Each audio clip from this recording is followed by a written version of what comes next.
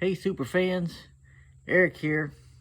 3 quick updates on the power steering system for early Mark 3 Toyota Supra.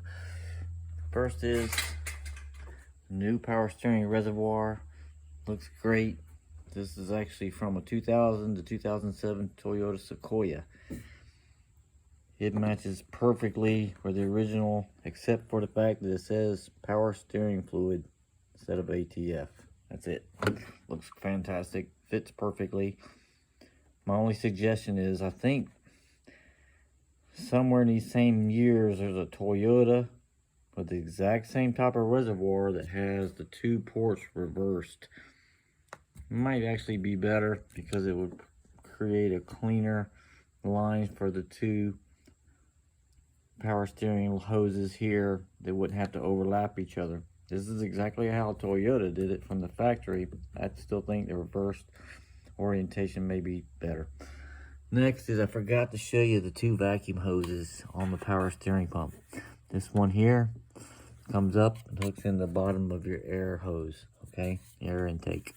The other hose right there, my finger's on, is a small hose that goes into a steel line. Steel line comes out from underneath the water pump, goes across the engine, over there, hooks to another hose on that side of the engine, which ties into that steel manifold coming off your air intake, okay? You're not going to expect to look for a vacuum leak near your power steering pump, but this is a constant vacuum source. It's on this small hose all the time, so make sure this hose is not broken. All right, this could cause a vacuum leak too whenever the valve opens as well. So either way, forgot to show you that the last video. Apologize. Next thing, steering rack bushings.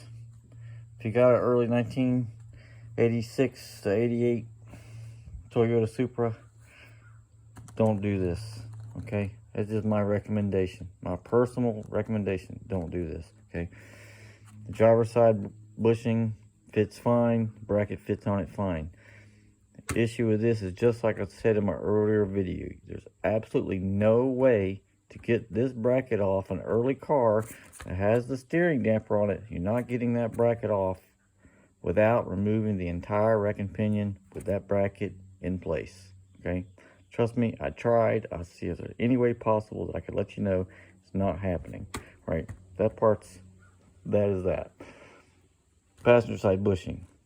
Everybody who writes in about this bushing has real issues getting this clamp to start, and they also have real issues with this gap between the bushing not staying together, okay?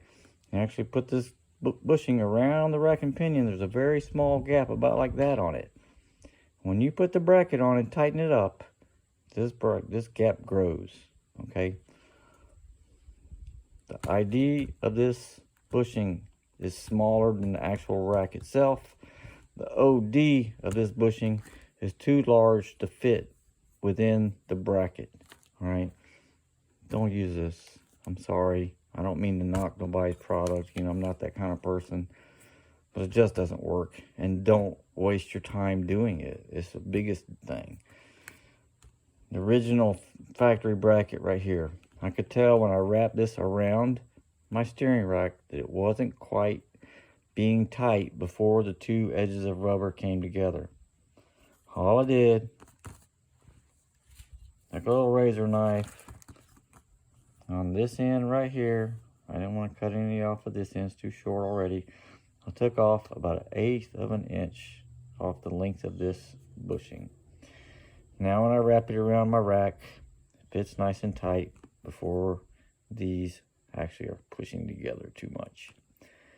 If you do that, put this in, put your bracket back on, leave this stuff alone, all right? It's not worth the trouble.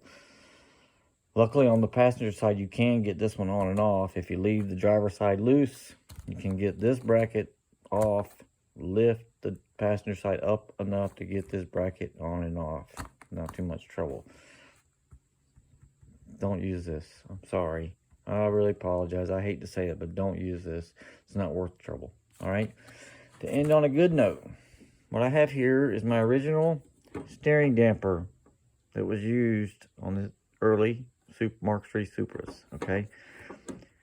I bought this car in 2000. In 2001 or 2002, I put a replacement steering rack on it, a reman unit. I had to remove this from my original unit and put it on the reman unit. This was shot 22 years ago. Look what it is like now. Watch this. Okay? Completely gone, guys. Unless you have like some crazy low mile version of a Supra, yours is going to be gone too. All right? I almost guarantee you this is not functioning anymore. All right? Thank goodness for the Supra community. A big shout out and thank you to whoever figured this out. This is a Bilstein replacement.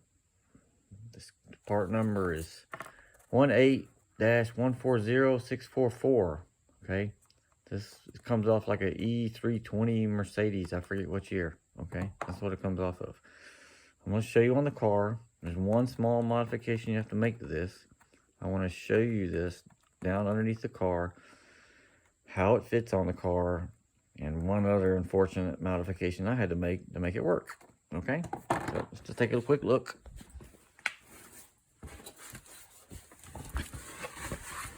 Here's the damper. Okay? There's a larger end on one end, and it's just a straight tube on the other.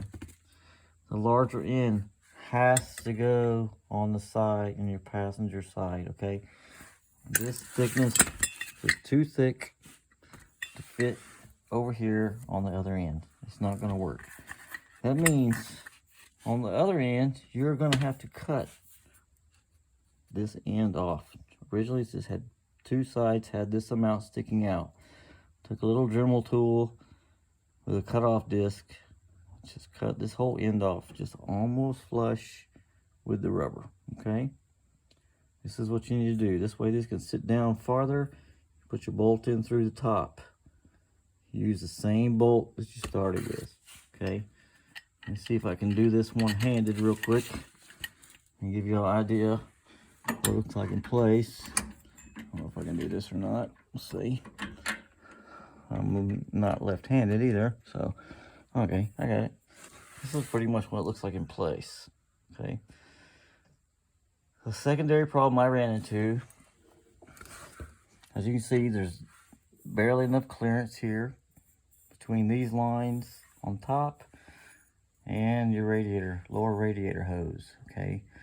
My problem is I did not have those clearances because my remanufactured rack had not positioned this bracket correctly. Okay, so let me just take this off real quick and show you. Take it back off. All right.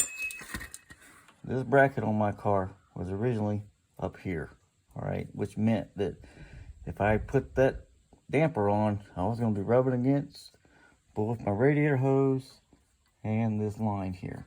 Okay, to fix this, hopefully you don't have to do this. You shouldn't have to, but just in case you have the same problem. Take the clamp loose from the boot, move the clamp back, unstake the washers that hold the tie rod to the rack, tighten this down farther to get it in position I needed to, restake my washers, re-put my boot on, okay? Real pain in the neck. That's just pretty much how my luck goes sometimes, that I had to do this. You shouldn't have to, all right?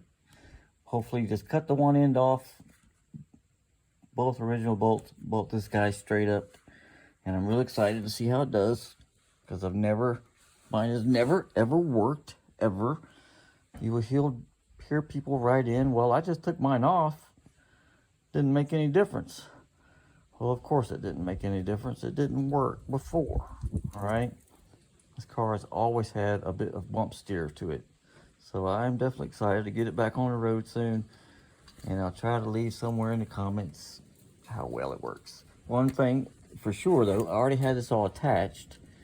And with the car off the ground just like it is, turning the steering wheel, the steering effort is virtually no different than when I'm turning it with the old one on, okay? Even though you try to compress this one, watch. okay, is night and day difference between the old one. All right, this one's actually working. All right, guys. Hope you got all this information down. Hope it helps you out. Remember, there's a big difference between the early racks and the later racks. Okay, changes a lot of the jobs that are required of this car. All right, hope you appreciate it. Thanks for watching. See ya.